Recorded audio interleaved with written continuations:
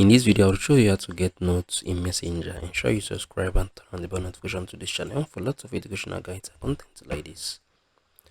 Head over to your Facebook account, right? So what we're going to do right now, click on this, click on the settings and privacy, click on the settings, right?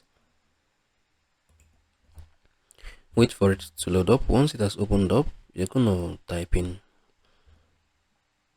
your just type in Facebook information, right? From this search bar, Facebook information. Yeah, so I'll click on the enter. You're gonna see a lot of options right here, right? Once this has opened up, I guess. So you're gonna just click on access your information, right? Click on it. Wait for it to load up as well. So this is it, right? So the next step, click on this access your information as well. Wait for it to load up. So this is it, right? So click on this your Facebook activity. Once I've clicked on it, you're gonna scroll down, right? You're gonna see notes right here.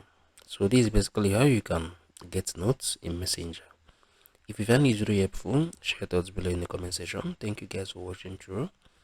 I'm gonna see you all in the very next one.